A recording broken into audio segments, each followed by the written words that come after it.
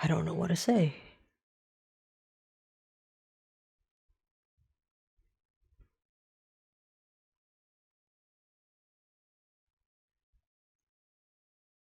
I'm speechless.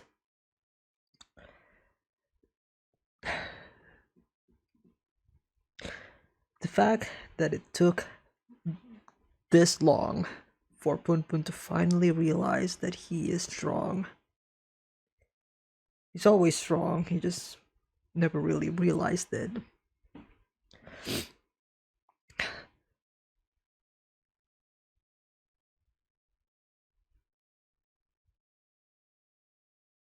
Just I'm just emotionally exhausted. That's how I'm feeling. I am emotionally exhausted. But I am happy for it. I'm happy that I'm feeling this way. I'm happy with the way how Punpun ended. I'm happy with the way how everything is resolved. And I'm happy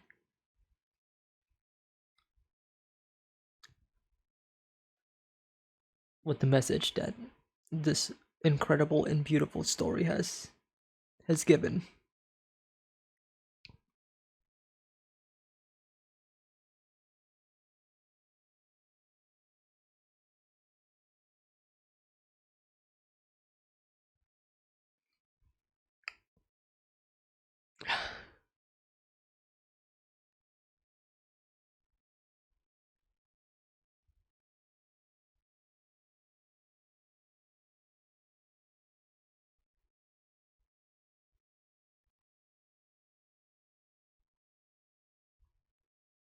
Yeah, I'm just speechless.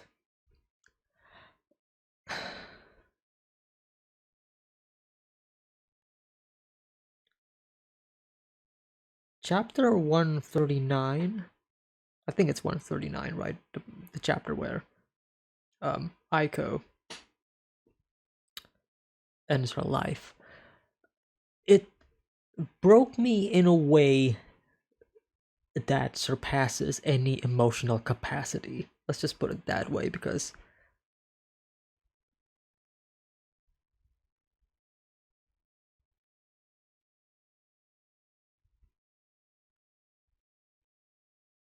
flipping the page to see her feet,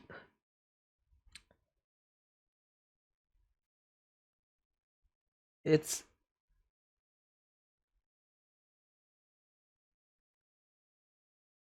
it's sadness that just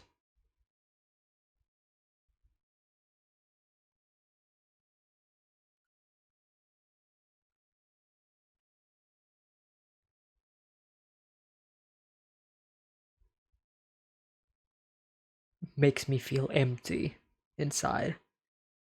It's not the kind that made me tear up, for example. It's not you know, there's other moments in this part that did make me tear up, right? Most of them are the emotional uplifting moments, which I think that's a good thing because if you feel emotion during those moments, I feel like that means the story's like message got across to you, and it did, right? Moments where Punpun was, when Punpun realized that he is strong now, when he went back to to the factory and sees the past and realizing now I have to let this go, right? And of course, by the end, when Punpun finally waves goodbye, surrounded by all of the people who are with him throughout this entire time, right? These unlikely people who has stick with him, who cares for him, who are his real family now. But Aiko's death just surpasses all of that and just makes me feel empty. It's that type of feeling. But since I wasn't able to elaborate further on that, I'll just elaborate it now, right? It's the only time that I could elaborate. I think Aiko's death is so um incredibly beautiful when you put it into like the grand scheme of things and like what it means for Punpun. again, right? The fact that Aiko is basically taking all of the blame, right?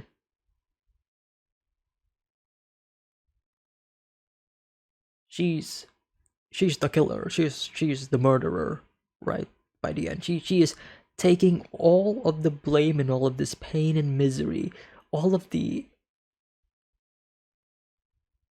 suffering that Punpun had been keeping with him this entire time, that he's been like festering and keeping it to himself because he doesn't want it to escape, because no, it's my responsibility, right? That's how he feels. But somehow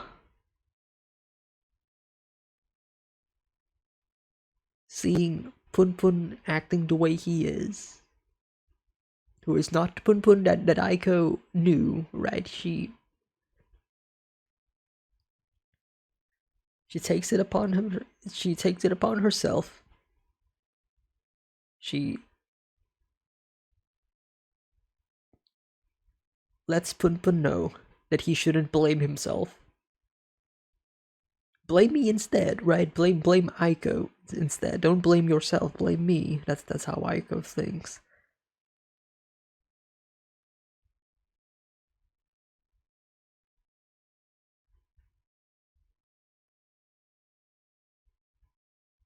And of course, the chapter before that, where she's looking at at the reflection and all.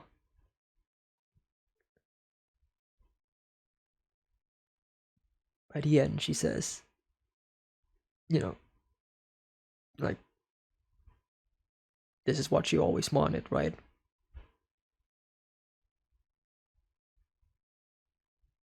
To fall in love with Punpun, and she did.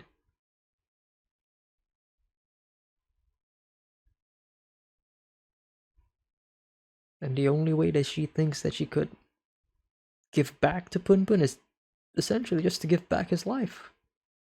She she ends her life to give Punpun back his life. I think that's beautiful. Because with her death, that's keeping that's basically, like, ultimately she is the one who murdered um Mrs. Tanaka, right?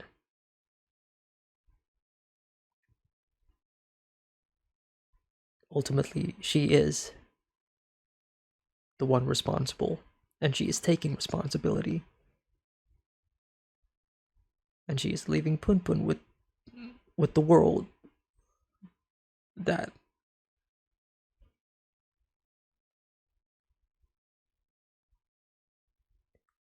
she was essentially the last thing that is keeping Punpun away, right? She is the last thing.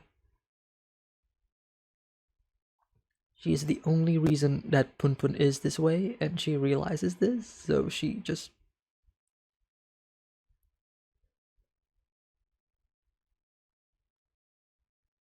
takes herself out of the equation so that Punpun can live a better life without the blame of the murder. I mean, he still got, questioned and detained and whatever, but like, ultimately, he's not the one blamed for, for the final murder and stuff. So yeah, I'm fucking empty inside on that regard. Like, even talking about that chapter just makes me more. It just makes me more empty. I'm just like, nah, I don't want to talk about it anymore. You get the gist of it. You get the idea of it. You get the idea of why Aiko did that, and why she ends her life. It's again, it's beautiful and haunting at the same time. She doesn't deserve that, if I'm being honest. Like I talk shit about her a lot because of what she is to Punpun, right? This toxic poison that is enchanting Punpun, right?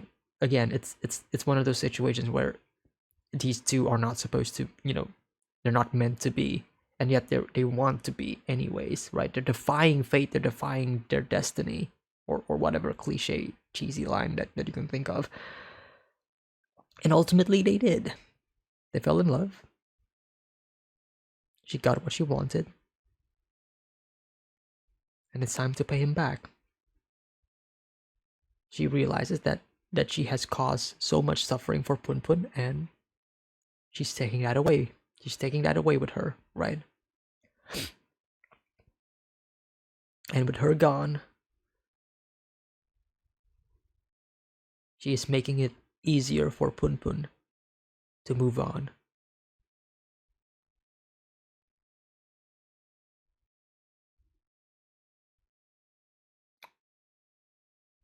And Punpun did move on. He moved. He's got a loving, big, happy family now.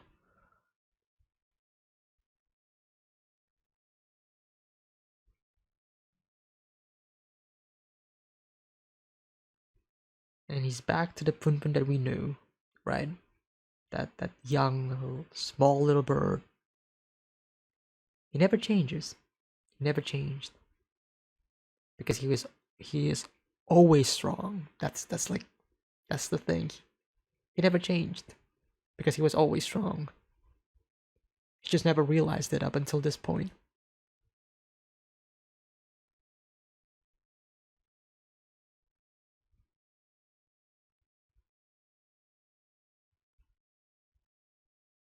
This was a beautiful read.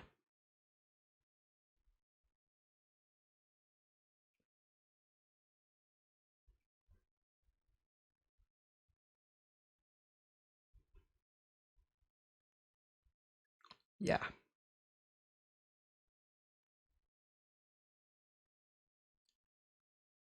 I got nothing else to say. Thank you all so much for watching me suffer and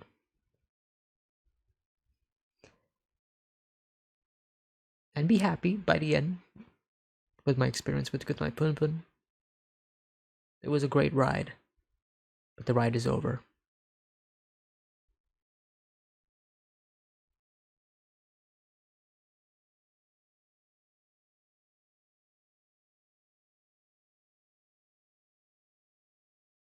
It was a one of a kind experience. Take care. Have a nice day. Peace.